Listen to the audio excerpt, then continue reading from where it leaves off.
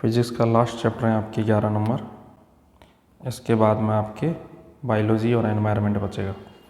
कार्य तथा ऊर्जा। कार्य क्या है? किसी बल यानी किसी भी वस्तु आपने बल के द्वारा इधर से उधर खिसकाया तो आपने क्या किया? कार्य किया। और इस कार्य को करने के लिए आपको किस चीज़ की आवश्यकता है? ऊर्जा की।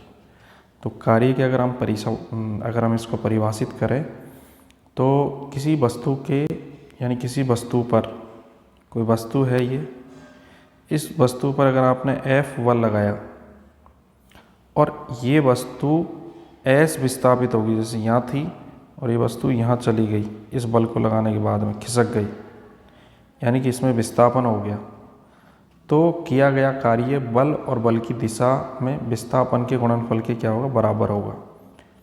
तो W होता है वर्क कार्य, बल इंटू F, यानी कि F इंटू S, यानी बल इंटू विस्थापन, बल इंटू विस्थापन। तो ये है आपके कार्य। कार्य को परिभाषित हमने कई बार किया क्लास में, दोबारा मैंने आपको बता दिया। कार्य कैसी एक अदिश राशि है जिसका मात्रक क्या होता है? जूल। कार्य का मात्रक क्या होता है? जूल।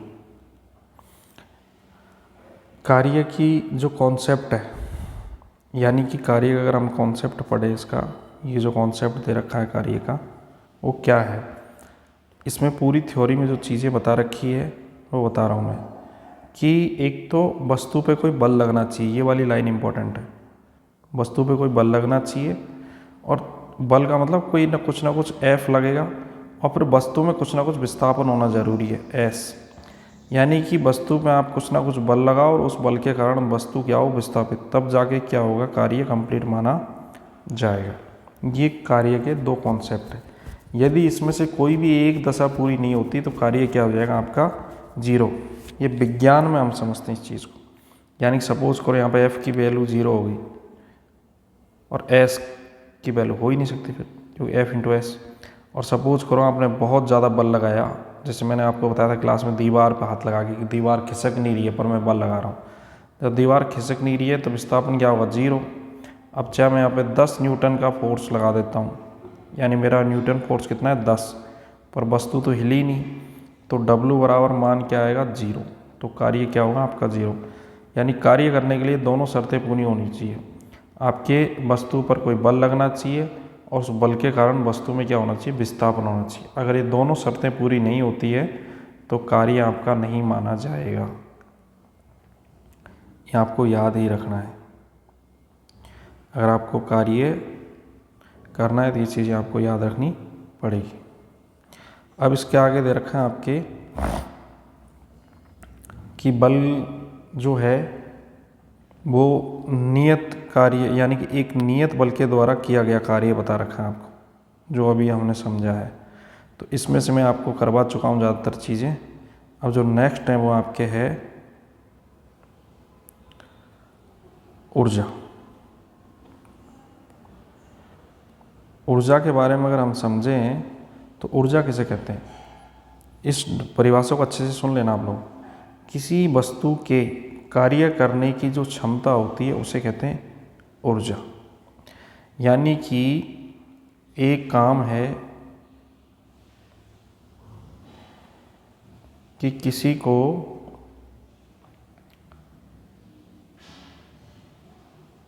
जैसे अपने स्कूल में काम चल रहा था, छत खराब थी अपने स्कूल की, तो लगभग 3 या 4 मजदूर थे। तो उनको जब बोला गया कि इस काम को करना है तो उन्होंने बताया कि साहब 8 दिन लगेंगे इस काम में।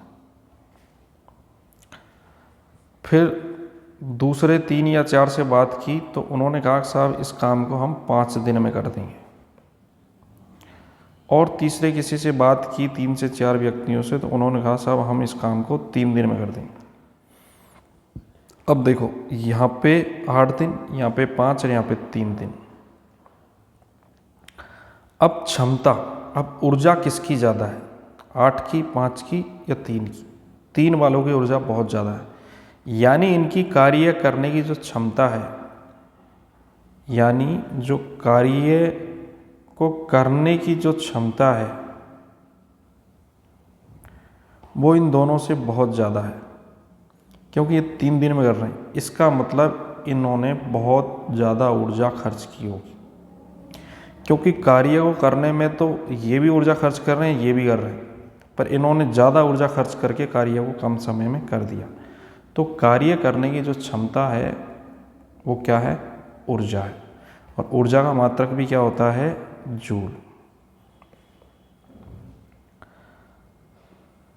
अब ऊर्जा के रूप में कार्य कैसे होता है? जैसे कि बहुत सारे ऊर्जा के रूप हैं, जैसे गतिज ऊर्जा। अब हम पैदल चल रहे हैं तो गति कर रहे हैं, तो हमारे शरीर के द्वारा कार्य हो रहा है, गतिज ऊर्जा है।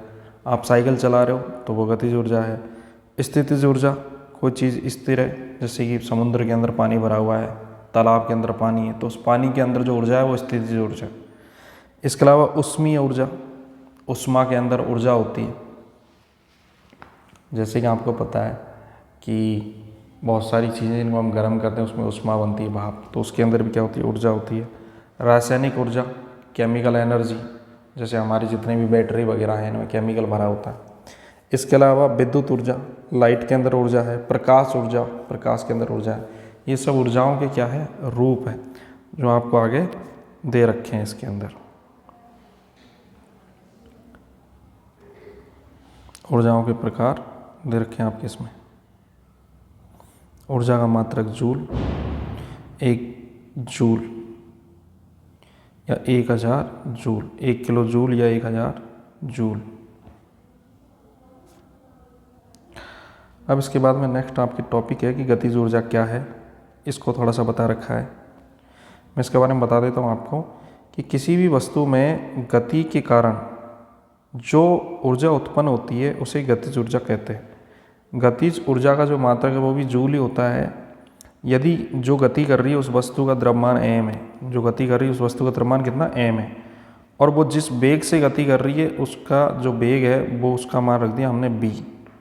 तो वस्तु की जो गतिज ऊर्जा होगी उसका जो काइनेटिक जो होगा उसका मान आएगा 1/2 mv²।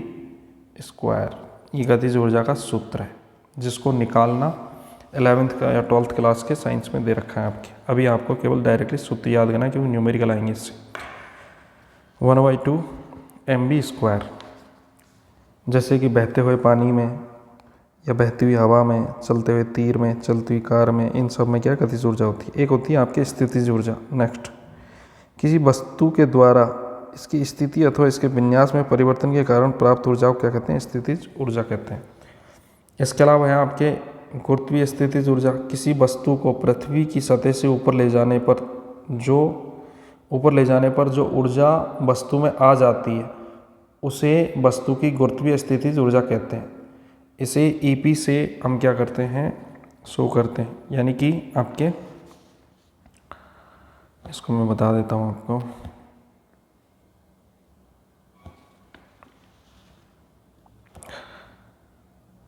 नेक्स्ट दे रखा होगा आपके।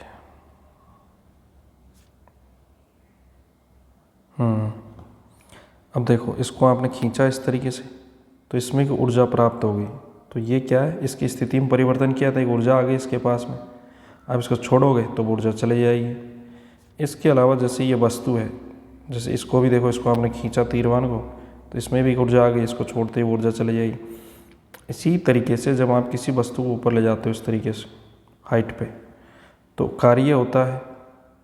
तो वस्तु पे क्या है? आपने m लगाया, g लगाया और कितनी हाइट पे लगाया, तो W बराबर हो गया mgh, न्यूमेरिकल आएगा इसमें।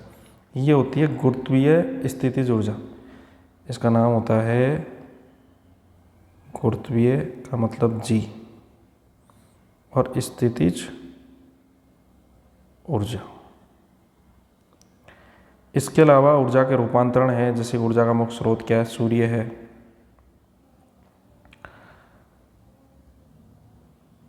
अब है आपका एक ऊर्जा संरक्षण का नियम जो दे रखा है आपके,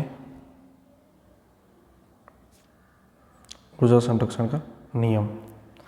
इस नियम के अनुसार न तो ऊर्जा को उत्पन्न कर सकते हैं और न ही ऊर्जा को नष्ट कर सकते हैं। ऊर्जा केवल एक रूप से दूसरे रूप में परिवर्तित रहती है। यानी अगर हम दोनों सूत्रों को मिला दें तो ये क्या हो जाएगा आपके अचर। अचर का मतलब नियत है ऊर्जा। ऊर्जा को ना तो आपने बनाया है ना आप इसको नष्ट कर सकते हो। अब एक टॉपिक और है आपके कार्य करने की दर, जो मैं बता रहा था थोड़ी देर पहले आपको। कार्य करने की दर को कहते हैं बेटा शक्ति। ये सूत्र दे रखा, शक्ति बराबर होता है कार्य बटा समय, यानी P बराबर W बटा T। यानी किस कार्य को कितने समय में किया वो है शक्ति, जो मैं अभी मजदूर का एग्जाम्पल से आपको समझा रहा था। अब आपको पता है कि कार्य का मात्रक क्या होता है जूल, समय का मात्रक क्या होता है सेकंड। तो इसका मात्रक क्या हो जाएगा, शक्ति का मात्रक जूल बटा सेकंड। और 1 हॉर्स पावर मोटर होती है ना अपने घर में पानी की रिंग की, उसमें होता है 746 वॉट।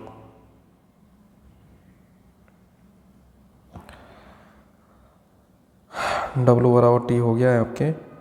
अब 1 किलोवाट का मान है जो कि आपको करवा रखा है मैंने। 1 किलोवाट बराबर होता है 1000 वाट। पर 1 किलोवाट को अगर जूल में बदलें, 1 किलोवाट को अगर जूल में बदलें तो इसका मान कैसे निकालोगे आप। वो दे रखा है आपको 1 किलोवाट यानी 1000 वाट या 1000 जूल। ठीक है। अब अगर आपसे ये वाला और पूछ सकते हैं ज़्यादा से ज़्यादा, तो मैं आपको करवाते रहता हूँ पर आप गलत कर देते ये वाला कि 1 किलोवाट। अब 1 किलोवाट का मतलब यहाँ पे 1000 रख दो और घंटे को आप किस में बदलना है आपको 3600 सेकंड में।